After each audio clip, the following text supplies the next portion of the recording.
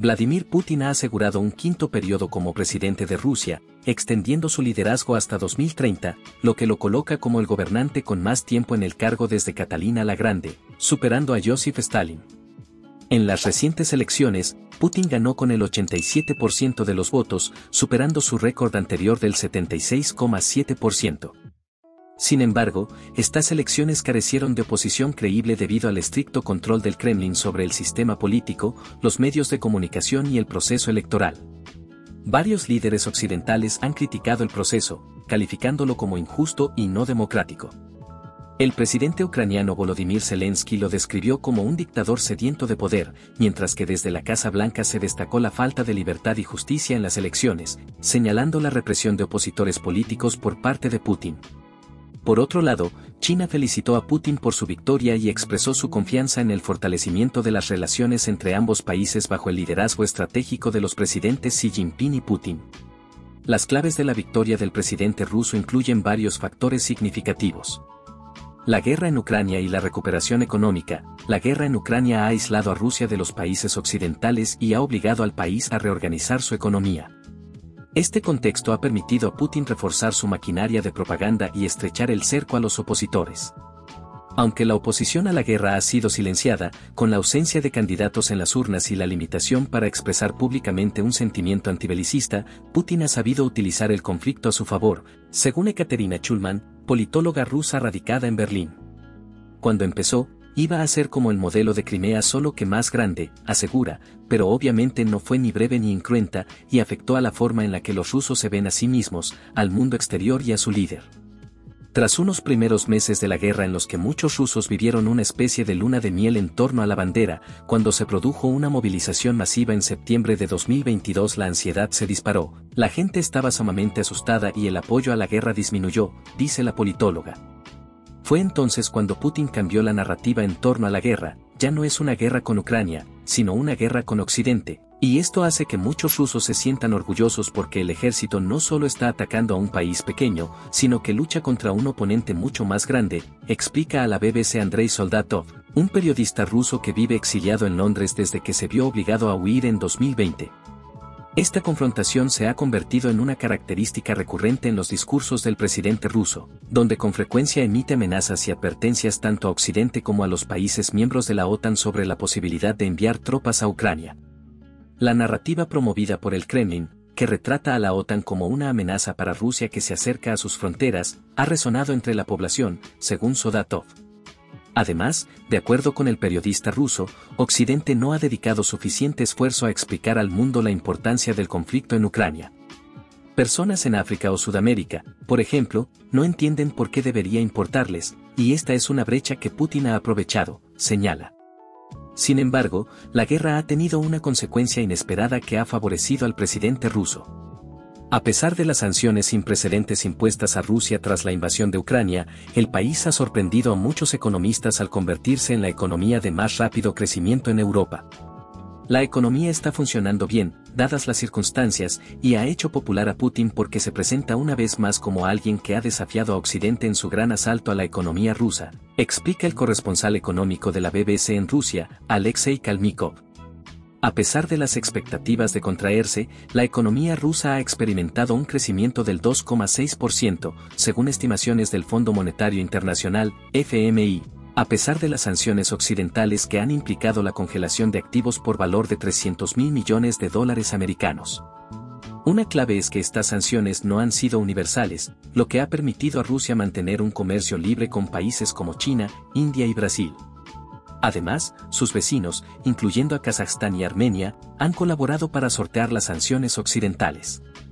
Rusia es una economía enorme, dice Kalmykov, y añade, se necesitarán décadas de amplias sanciones y mala gestión para ponerla de rodillas y ninguna de las dos cosas está pasando en este momento.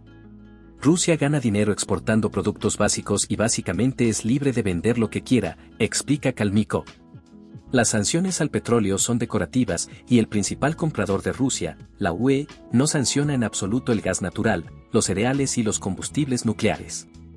Chulman explica que, aunque los productos cuestan 4 veces más que antes, están fácilmente disponibles, lo que, según ella, es más importante. Los rusos están acostumbrados al aumento de los precios. Nuestro principal temor nacional no es la inflación, sino el déficit. La falta de productos en los estantes, ese último horror soviético. Kalmykov está de acuerdo, todo es una cuestión de perspectiva, y eso es algo que la maquinaria propagandística de Putin sabe manejar muy bien. 2. Opositores inhabilitados, en el exilio o muertos. Putin sabe cómo reprimir todo tipo de debate político en el país, explica Soldatov. Y como es tan bueno en eso, también es muy bueno eliminando a sus oponentes políticos, añade. Solo 3 candidatos adicionales lograron participar en las elecciones de 2024, pero ninguno representó un desafío significativo para Putin. Todos expresaron un respaldo explícito tanto al presidente como a la postura de Rusia en la guerra de Ucrania. Las verdaderas amenazas políticas para Putin han sido silenciadas mediante encarcelamiento, asesinato o destitución, aunque el Kremlin niega cualquier participación en estos eventos. Apenas un mes antes de la apertura de las urnas, el oponente más destacado de Putin, Alexei Navalny, de 47 años, falleció en una colonia penal ubicada en el extremo norte del Círculo Polar Ártico. Navalny cumplía una larga condena por cargos de fraude, desacato al tribunal y extremismo, aunque organizaciones de derechos humanos argumentan que estos cargos tenían motivaciones políticas. Putin desprecia a su oposición, dice Soldatov. Su respuesta cuando alguien con importancia política es asesinado es decir que es insignificante y se refiere a su propio apoyo generalizado para decir, ¿por qué iba a matarlo? El Kremlin es muy bueno dando estas excusas. Varios rivales de Putin han sido asesinados, desde políticos hasta periodistas. El año pasado, el líder del grupo mercenario privado Wagner, Yevgeny Prigozhin, murió en un accidente aéreo pocos meses después de un intento de motín. En 2015, Boris Nemtsov, político y crítico obstinado, fue asesinado a tiros en un puente cerca del Kremlin, y en 2006, una periodista muy crítica con la guerra en Chechenia, Anna Politkovskaya, fue encontrada muerta por disparos en Moscú. Da mucho miedo vivir en un país donde hay periodistas, políticos y activistas asesinados y encarcelados, dice Soldatov. Psicológicamente es muy incómodo, por lo que la gente común y corriente está dispuesta a comprar la narrativa del Kremlin no porque nos la creamos, sino porque queremos encontrar una manera de vivir con ella. Putin también ha tratado de controlar la disidencia individual dentro del público en general. Desde 2022, tras la invasión de Ucrania, el Kremlin introdujo nuevas leyes de censura que reprimen las posturas antigubernamentales, con nuevos delitos como descrédito del ejército ruso, que se castigan con hasta 5 años de prisión. El presidente aseguró que las protestas que tuvieron lugar durante estas elecciones no tuvieron ningún efecto y que cualquier delito sería castigado después de la votación. Según Soldatov, los temores de Putin no se centran tanto en lo que puedan informar los medios de comunicación internacionales, sino en lo que los ciudadanos comunes puedan presenciar en las calles, compartir en las redes sociales y difundir entre millones de personas. Ante esta vulnerabilidad, Putin considera necesario reprimir cualquier forma de disidencia, ya que cree que la próxima revolución podría iniciarse con solo 2 o 3 personas protestando en la calle, según señala el periodista. 3. Concentración de poder en la figura de Putin. A pesar de las críticas internacionales que califican las elecciones como una farsa, el amplio margen con el que Putin ganó en Rusia permite al Kremlin argumentar internamente que toda la nación se ha unido en torno a Vladimir Putin y que el presidente cuenta con el pleno respaldo de su pueblo, analiza Steve Rosenberg, editor de Rusia de la BBC. Este 87% de los votos no solo le da a Putin un mandato popular para su política en Ucrania y para la dirección del país, sino que también envía un mensaje claro a la élite política rusa: tomen nota, aquí todavía hay un solo hombre a cargo, en control, y eso no va a cambiar a corto plazo.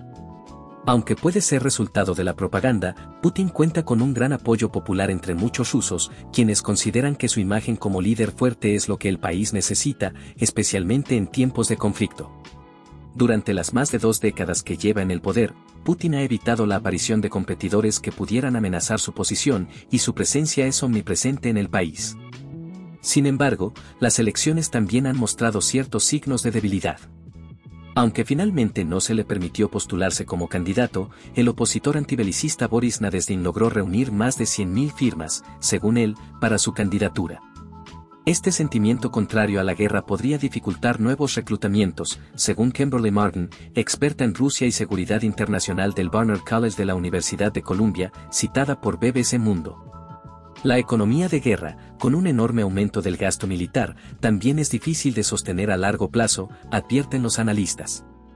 Además, miles de personas hicieron fila al mediodía en los colegios electorales como forma de protesta, tal y como había pedido la viuda de Alexei Navalny y a pesar de la férrea vigilancia policial.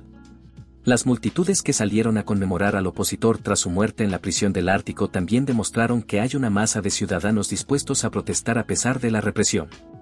Pero Putin, gracias a la reforma constitucional que se aprobó en 2020 tras un referéndum, podría cumplir al menos 2 mandatos más de 6 años y ser presidente hasta 2036, cuando tendría 83 años. Pero ahora te toca a ti comentarnos, ¿qué te pareció estas conclusiones para determinar el éxito de Putin en Rusia? ¿Estás de acuerdo? Si el video te resultó de utilidad, te agradecemos si le das me gusta para respaldar nuestro proyecto y si te suscribes. Gracias por vernos y nos vemos en el próximo.